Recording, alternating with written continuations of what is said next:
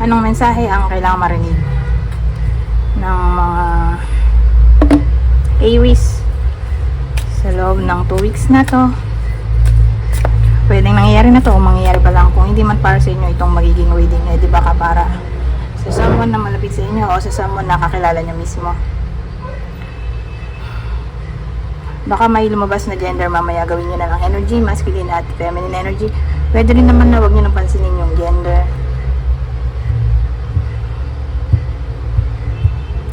Hindi ko alam kung anong magiging reading, kung positive ba o negative. Depende sa kung anong mapipick up kong energy.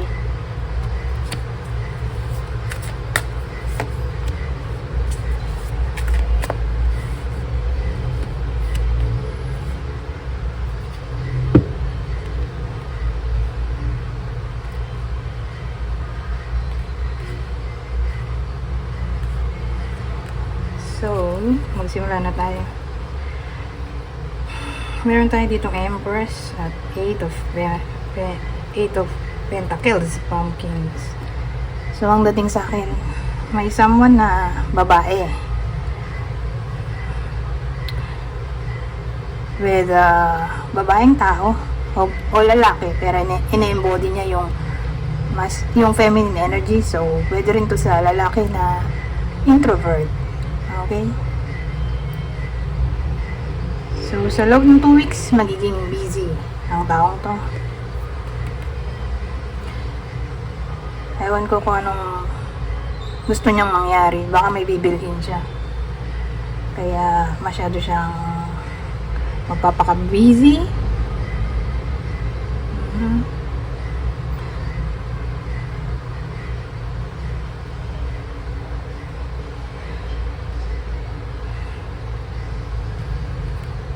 O baka mayroon siyang kailangang i-pay attention.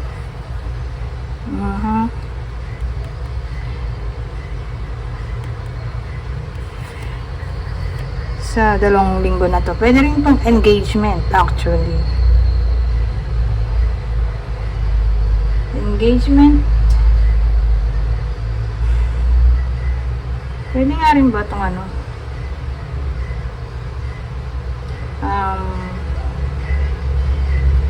Study, education.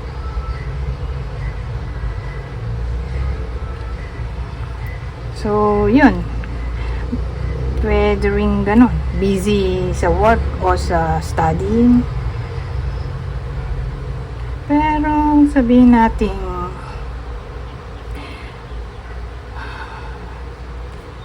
may iba sa inyo na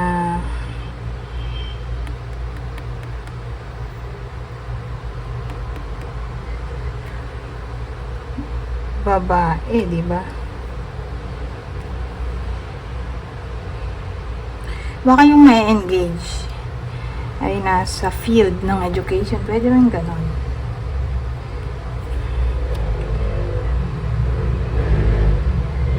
O babaeng may permanent job. Anyways,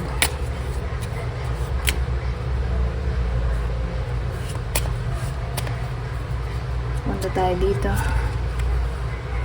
Medyo madilim nga lang dahil wala ako sa original na pwesto ko.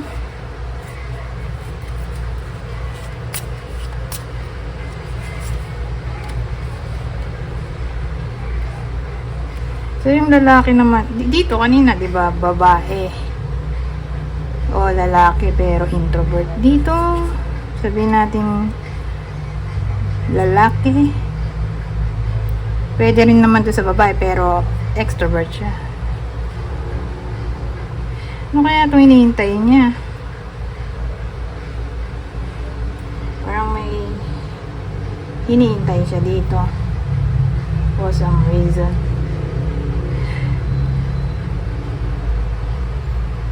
O ina-expect.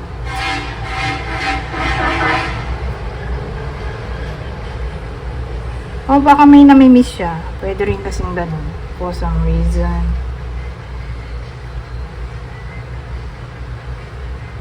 Actually, pwede rin tong wish. na kung gusto mong mangyari itong wish mo, kailangan mo umaksyon. Hindi siya mangyayari sa pamamagitan ng miracle. Mangyayari ito through hard work.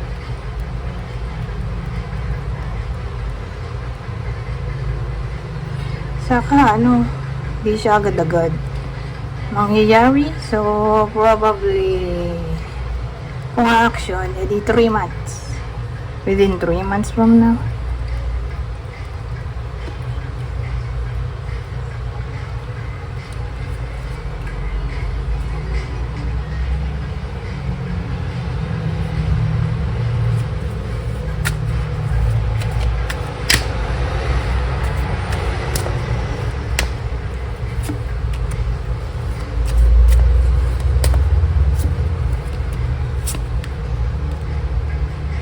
Wheel of Fortune. Wow, ito maganda in a way na papanig sa iba sa inyo ang anything na para bang tina-target, kasi may success card tayo at luck. So sabihin natin traveling. So tuloy na tuloy naman yan. Traveling, meeting, appointment, reunion, gathering. So, posible yan. Sa 2 weeks na to. Walang aberya. Tuloy.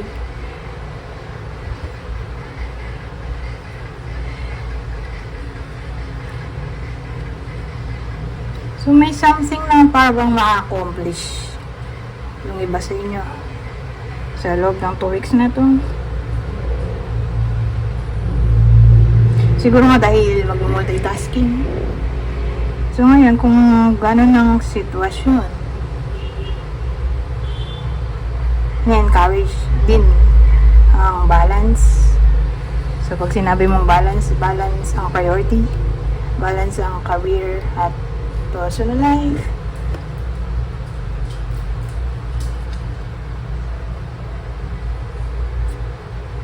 Eto, pwede rin namang may bibisita sa iba sa inyo.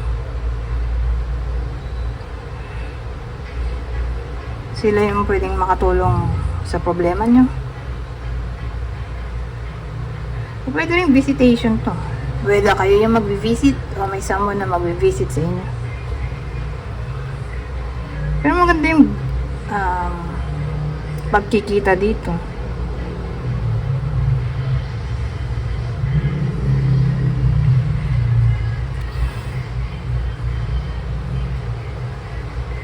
So, ganun ang dating. Parang may dala-dalang blessing. Yung bibisita, baka may dala siyang food o good news. Yung kung sino man yung bibisita.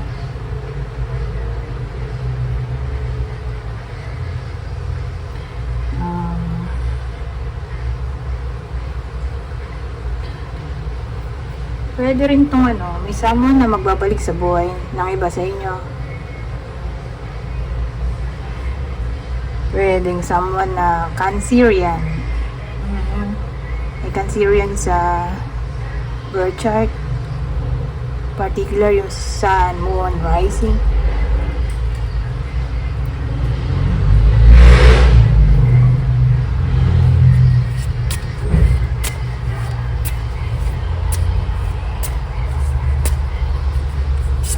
Parang papanig sa iba sa inyo ang tadhana. Kung anumang obstacle ang kaharapin ng iba sa inyo. So dito, military person. Ano naman ito? Oh, short illness.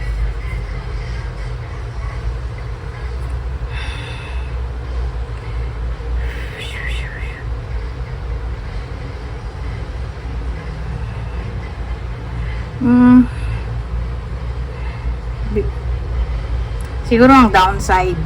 Kasi maganda yung mga sinabi dito. Ito yung downside in a way na may iba sa inyo na magkakasakit. Pero temporary lang yun. Hindi naman siya permanent o pang matagalan. Short illness yun nga, baka nga magkasakit. O hindi masyadong malala. Pero ang tatamaan lang nito ay someone na ang work ay pare-pareha sila ng uniform. may uniform ba, o someone na may mataas na posisyon o professional.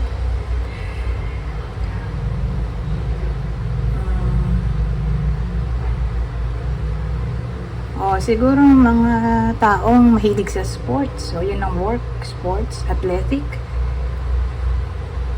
Ngayon, pwede rin tong, halimbawa, yung iba sa inyo nag-handle ng tao, ang magiging problema ay magiging somewhat rebellious yung mga subordinates sa week na to, sa 2 weeks, di ba? Bi-weekly to, itong reading. Parang pasaway ba? Pero again, temporary nga lang. So, ibig sabihin, after 2 weeks, maka-okay na ulit. Okay?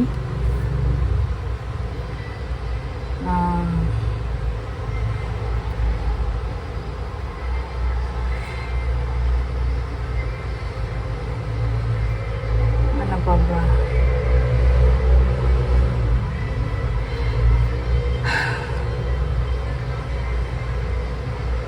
O baka boss to, mga boss, ang problema sa mga tauhan niya, o mga politiko siguro.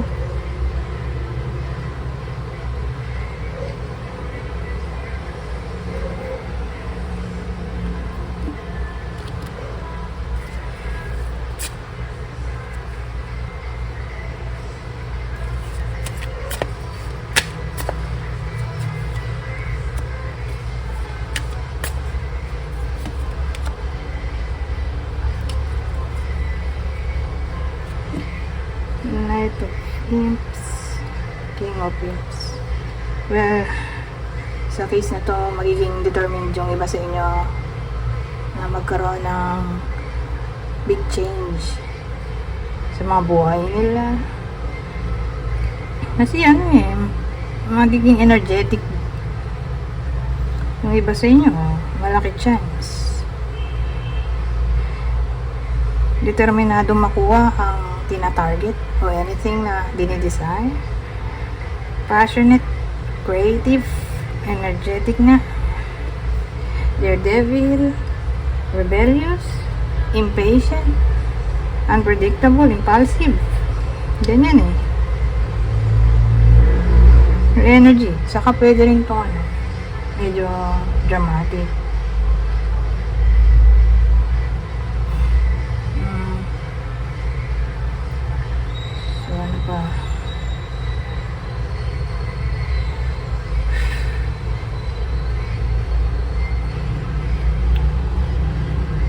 Saka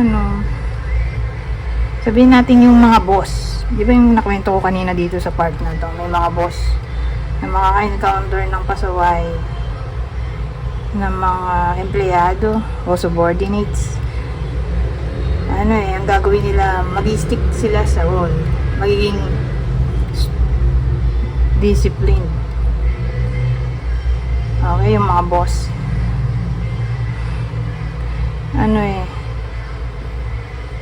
parang ang dating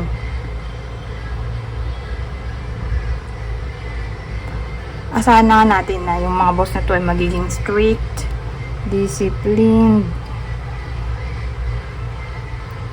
logical, mag-stick sa rules, organized, saka medyo harsh. Ganon. So kung boss, parang ang dating bibigyan niya ng violation yung nagkamali, hindi siya magbibigay ng second chance, violation agad, walang consideration. Ganon.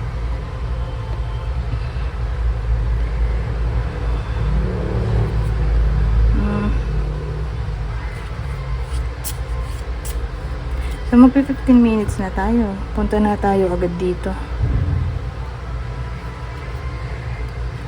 Ano pang masasabi nito?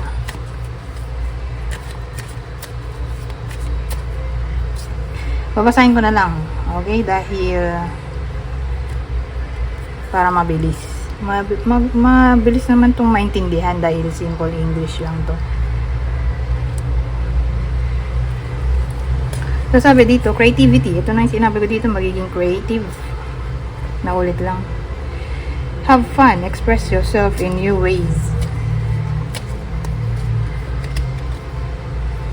Twin flame. A spiritual connection between you and your twin flame. So yung kaninang sinabi kong may magbabalik sa iba sa inyo na ex, baka twin flame nila yun.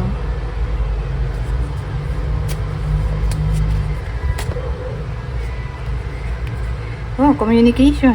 Receive and express the truth. Baka ito yun, yung ex kanina. Sabi ko nga may magbabalik. So again, twin flame, baka may i-reveal yung ex. O i-confess. So kung di man ex to na may i-confess o i-reveal, asahan natin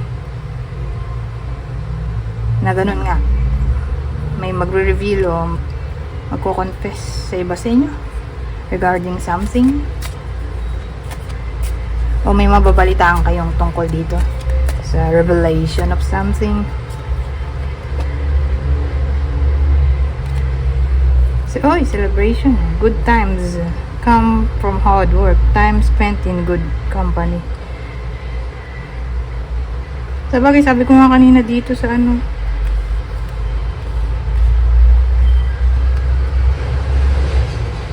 magiging busy at magiging successful dahil papanig sa kanilang tadhana. So, ewan ko kung anong celebration na maaaring mangyari, baka promotion. So, celebration na lang in general. Asahan natin para sa iba sa inyo. Ngayon, para dun sa ex, clarify natin yun. Sino yung ex na magbabalik sa buhay ng iba sa inyo. So, ito yung clue. Okay? Kunin nyo lang yung clue na sa tingin nyo ay fit sa sitwasyon nyo. Blonde ang buhok. Fun colored hair. So, blonde, fun colored hair. Kung di blonde, kakaiba yung kulay ng buhok. Ito naman, maskulado. Ito naman, kulot ang buhok.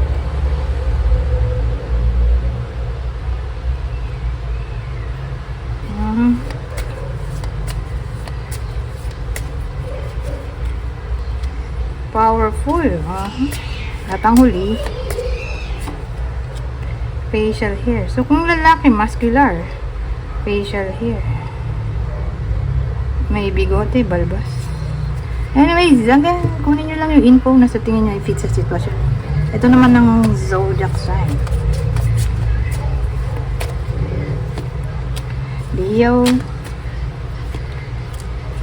Taurus, o Leo ulit. Umulit Leo. Malaki chance Leo. Pero again, kung di Leo, Taurus. So yan. Anyways, hanggang dito na lang.